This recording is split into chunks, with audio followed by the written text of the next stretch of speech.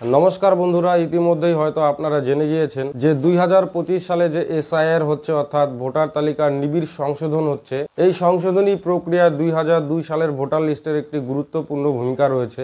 এখন হয়তো আপনি ভাবছেন যে 2002 সালের ভোটার লিস্ট আপনি কোথায় পাবেন, কিভাবে পাবেন, কেমন করে পাবেন। তো আজকের ভিডিওতে আমি আপনাদের দেখাবো আপনার হাতে যে স্মার্টফোনটি রয়েছে সেটির সাহায্যে আপনি ঘরে বসেই 2002 সালের ভোটার লিস্টটি কিন্তু ডাউনলোড করে নিতে পারবেন। তো চলুন বেশি কথা না বলে আজকের এই ভিডিওটি শুরু করা যাক। সবার প্রথমে আপনাকে মোবাইল থেকে একটি যে কোনো ব্রাউজারকে ওপেন করে নিতে হবে এবং সার্চ বক্সে গিয়ে লিখতে হবে সিইও ওয়েস্ট বেঙ্গল 2002। এইটুকু লিখে আপনাকে সার্চ করে দিতে হবে। সার্চ করা হয়ে গেলে আপনার সামনে এরকম একটি ইন্টারফেস চলে আসবে।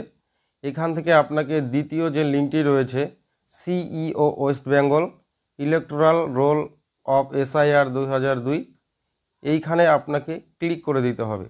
যখনই আপনি এখানে ক্লিক করবেন এরকম একটি লিঙ্ক চলে আসবে, আপনাকে শুধু এই লিঙ্কটাতে ক্লিক করে দিতে হবে। এরকম একটি পপ আপ মেসেজ শো হবে, আপনি এইটাকে ক্লোজ করে দেবেন। থেকে শুধুমাত্র আপনাকে ইলেকটোরাল রোল অফ এসআইআর 2002 এই অপশনটিতে ক্লিক করে দিতে হবে।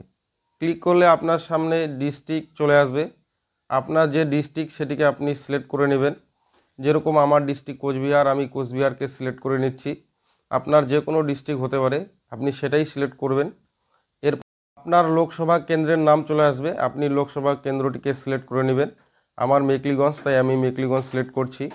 এরপরে যখনই আপনি আপনার লোকসভা কেন্দ্রটিকে সিলেক্ট করবেন দেখবেন আপনার লোকসভা কেন্দ্রে যতগুলো ভোট কেন্দ্র রয়েছে প্রত্যেকের নাম চলে আসবে।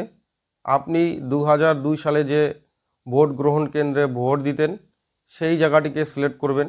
যেরকম আমার 2 নং কাশিয়াবাড়ি জুনিয়র বেসিক স্কুল, তাই আমি খুঁজে খুঁজে সেটিকেই সিলেক্ট করছি। আপনার যেটা বুথ কেন্দ্র হবে সেটাকে আপনি সিলেক্ট করে নেবেন। আপনার ভোট গ্রহণ কেন্দ্রের পাশে দেখবেন একটি ফাইনাল রোল বলে লেখা আছে, সেই জায়গাটিকে আপনি ক্লিক করে দেবেন। ক্লিক করার পরে আপনার সামনে এরকম একটি ইন্টারফেস চলে আসবে। এখানে আপনাকে শুধুমাত্র সঠিকভাবে ক্যাপচার কোডটিকে ফিল আপ করে নিতে হবে। ক্যাপচার কোডটিকে ফিল আপ করে দিয়ে আপনি ভেরিফাই ক্লিক করবেন। যখনই আপনি ভেরিফাই ক্লিক করবেন দেখবেন আপনার বুথের সমস্ত ভোটারদের নাম চলে আসবে। আপনি খুঁজে খুঁজে কোন পৃষ্ঠাটিতে আপনার নাম রয়েছে সেই পৃষ্ঠাটি নির্বাচন করবেন এবং কম্পিউটার থেকে প্রিন্ট আউট নিয়ে নেবেন। আপনার এসআইআর সময়ে এই পৃষ্ঠাটি আপনার বহুত কাজে আসবে। তো ধন্যবাদ আজকের এই ভিডিওটি শেষ অবধি দেখার জন্য।